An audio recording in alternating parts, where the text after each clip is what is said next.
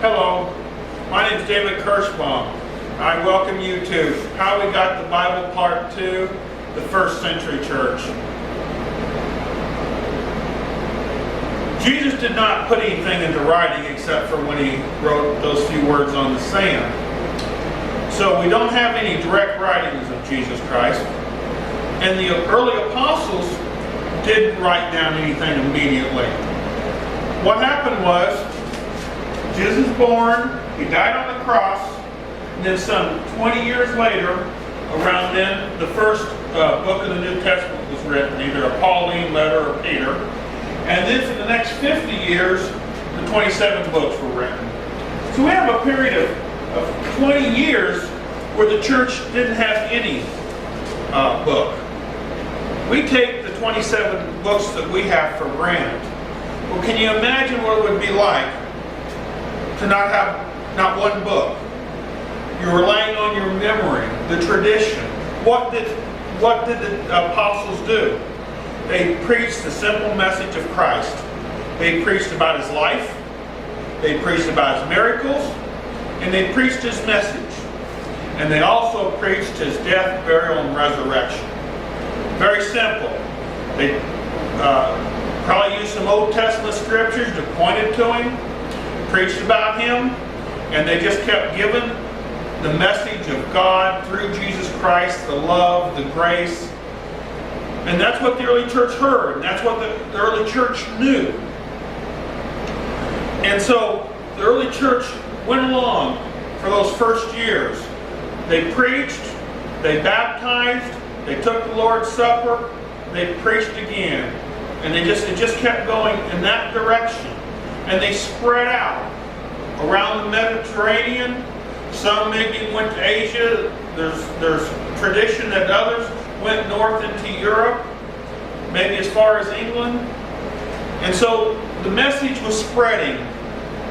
And then the writers, the apostles, saying that they had to write some messages to some church for various reasons. Sometimes because of trouble, sometimes for encouragement. So they wrote the first books. Remember how these books were written. These really letters more than books. They were written on one piece of writing material and sent to a church. They did not have computers so they could email and copy them like that. They didn't have copiers so they could put them in there. They didn't have printing presses. Things that we just take for granted. They wrote these letters, sent them out, and then that's what happened. They were there. A church up the road here says, hey, Thessalonica has a letter from Paul. Let's go up there and get a copy. And that wasn't cheap. You go up there, you have to have the writing material, you have to have the expense and the time of doing it. So making copies of these books was difficult. So many churches only had one or two books as time passed. They felt fortunate they had 5 books.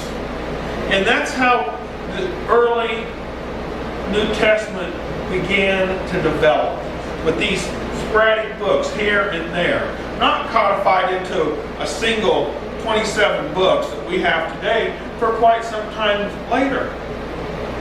But they did share them, and they did write them down. Let's talk about that copying process for just a moment. There's 2 basic ways to copy a letter back then. One man could take the book, sit down, and start copying it.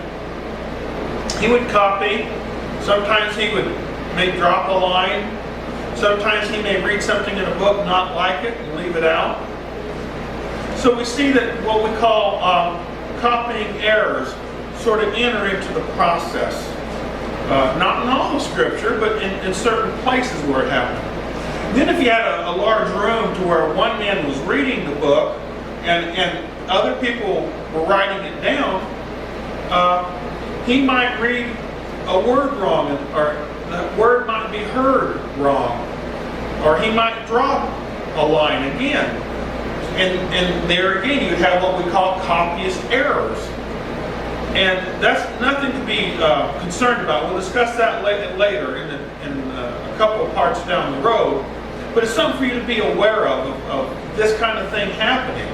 And we actually have a scholarship field called Lower Criticism that looks at text and tries to find what was the original text. And they use different manuscripts.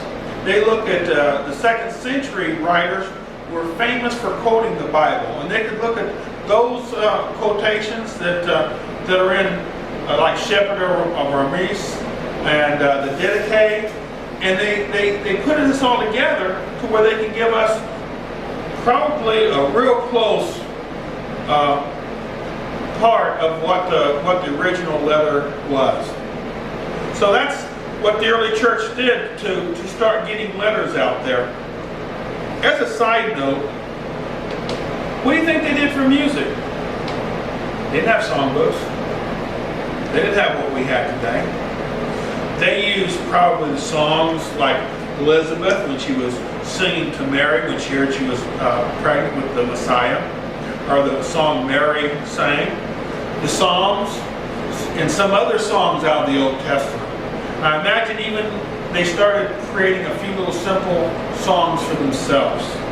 Things that we take for granted, that we don't really stop and think, these haven't always been. These are wonderful gifts we have today that the early church didn't have. And in this time framing of the first 100 years, something very significant happened in 70 AD. Up until then, the early Christians would go to the synagogue, preach the message, sometimes accepted, sometimes not accepted. But there was a fairly good relationship between the synagogue, the Jews, and Christianity. And then along about 66 AD came a man who claimed to be the Christ. Sound familiar? Only he gave the people what they wanted. He promised a revolution, and he had set up a nation, just like in the Old Testament. And he would give them a nation and give them all that they wanted. And so the leaders followed him, the people followed him, but he wasn't from God. So instead of him bringing about a new nation, Rome came and crushed them unmercifully. And so in 70 AD, they tore down and burned the temple, which is really the ending date for the nation of Israel as we know it out of the Old Testament. That, I think, is significant. I think God gave us about 40 years to convert the Jews. And then he made this massive change, and out of the root of Jesse came the church, came Jesus Christ. And I don't think that's accidental. I think it served a serious purpose, and it shows how then the church becomes God's people, and Israel faded into the past. In part 3, we'll look at the 2nd century and how the books continue to develop and how it grows and how some other books are written of significance. Thank you very much.